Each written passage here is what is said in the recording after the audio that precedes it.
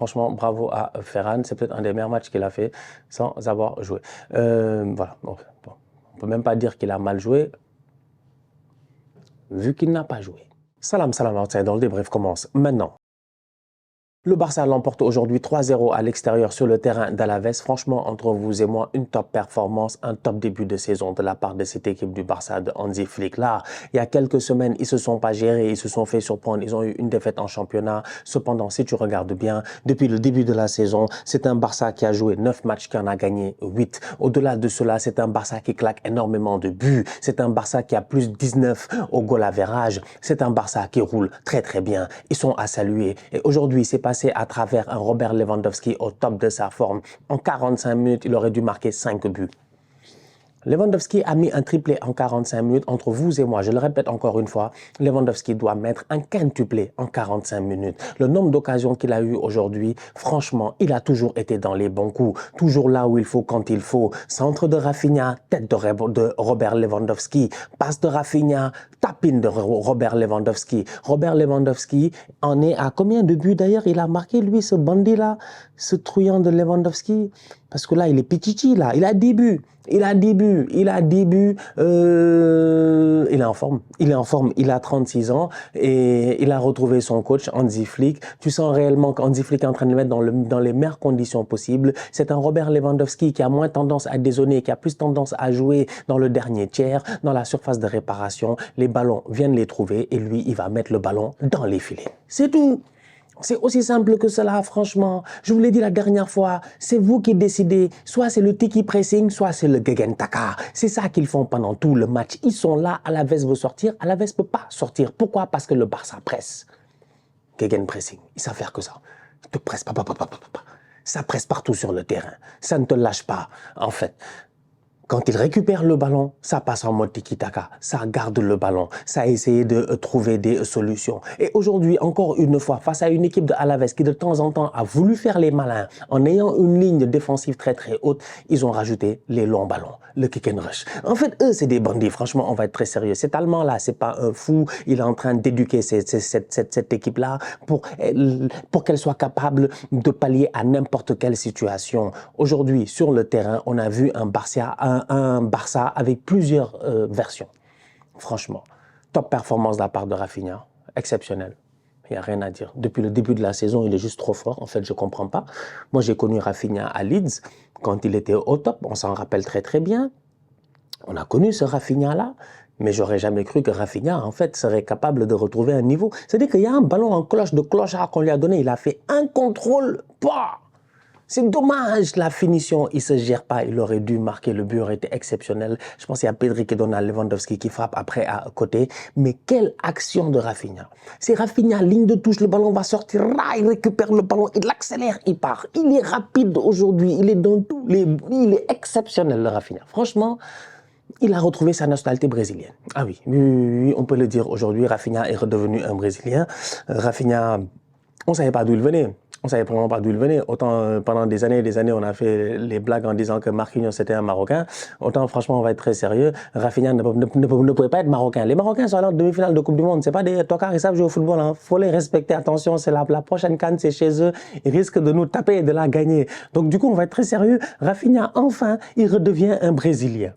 Il redevient un joueur sérieux. Il redevient un boy qui a du flair. Franchement, de la grinta.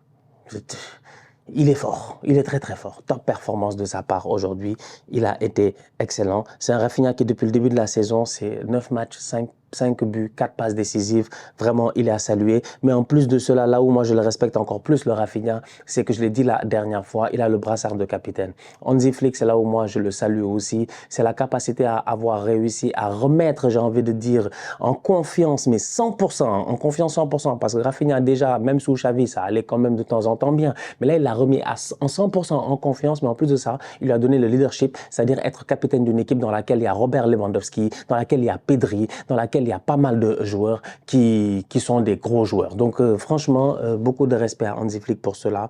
Top performance de la part de Rafinha, il est à saluer. C'est une belle performance, 3-0 avant la trêve internationale. Ça fait du bien au Barça. Le Barça qui a ses 3 points d'avance sur le Real. Le Classico arrive, je pense, bientôt en octobre, si je m'abuse.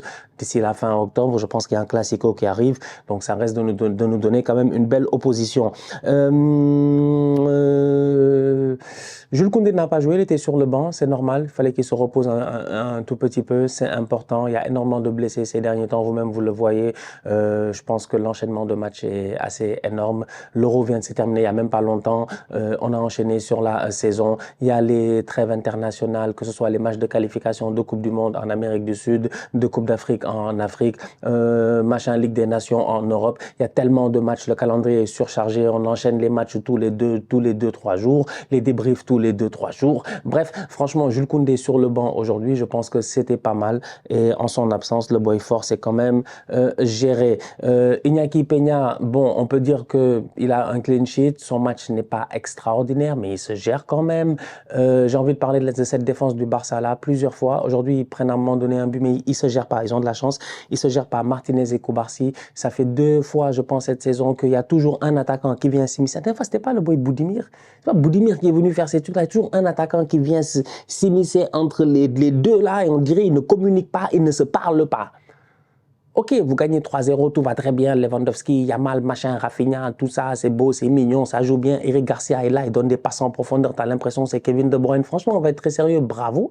Mais défensivement, de temps en temps, il y a des choses que tu vois qui ne sont pas très rassurantes. Mais aujourd'hui, sur le positionnement de ces deux défenseurs centraux-là, je pense qu'un peu de communication, ce serait bien. Mais d'un autre côté, un gardien aussi qui communique, qui crie et qui va leur dire les choses, ça peut les aider. Un gardien qui a du leadership, comme Wojtek Szczęsny.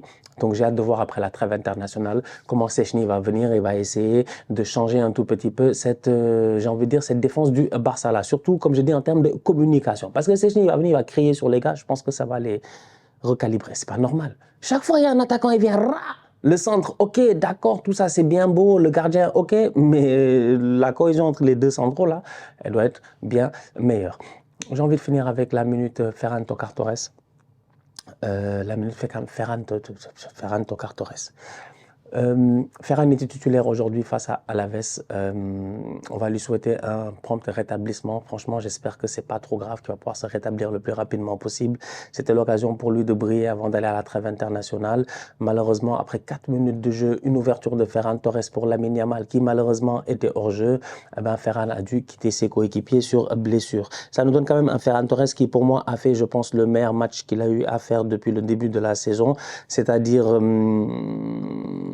4 minutes jouées, un ballon touché, 0% de tacle réussi, 0% de duel réussi, 0% de ballon aérien réussi, 0 ballon perdu, 0 tir cadré, 0 occasion créée, 0 passe réussie, 0 passe décisive, et tout ça en 4 minutes. Franchement, bravo à Ferran, c'est peut-être un des meilleurs matchs qu'il a fait sans avoir joué. Voilà, bon, on peut même pas dire qu'il a mal joué, vu qu'il n'a pas joué. Ferran qui t'a blessé. Ferran, échauffe-toi. Mais comment Ferran, il rentre sur le terrain, il touche un ballon, il se retourne, il fait une passe, il dit il a des problèmes d'adducteur. Ferran qui l'a blessé. Ferran, il y en a, il joue beaucoup, il se blesse. Toi, t'as pas beaucoup joué. T'as pas beaucoup joué, tu peux pas faire semblant. T'as pas joué du tout. Oh là là, ce truand. Donc bref, dommage. Pas de minute Ferran Torres, pas de performance de la part de Ferran. Donc on va attendre le retour de la trêve internationale ou peut-être durant la trêve internationale. À suivre. Bon. On se capte bientôt la famille. J'ai hâte à ce Classico. Franchement, il est temps que cette équipe de Hansi Flick là, elle joue face au Real. Et le Classico arrive dans 3 journées. Ah bah oui, oula, le Barça. Le Barça joue Séville au retour de la trêve, le Bayern en Ligue des Champions et le Real. Et ensuite l'Espagnol. C'est-à-dire il y a un derby. Waouh, incroyable. Ah ouais, au retour de la trêve internationale, le calendrier du Barça devient sérieux. Ça va être intéressant à suivre. La famille, on se capte très bientôt pour une nouvelle vidéo. D'ici là, continuez à liker, on continue à partager. On s'abonne, on s'abonne, on s'abonne. On est ensemble, on reste en santé, c'est toujours le plus important. Tous outsiders. Ah, j'ai failli oublier de parler de Pedri. Quel joueur. Voilà. C'est avant qu'on me dise, ouais, t'as pas parlé de Pedri. En fait, c'est qu'il est trop fort. Donc il y a des gars, ils sont tellement forts, t'as pas besoin d'en parler. Mais quel joueur. Quel joueur. C'est pas pour rien que je l'ai mis dans ma draft. Vous avez vu ma draft avec Pedri là? Top player.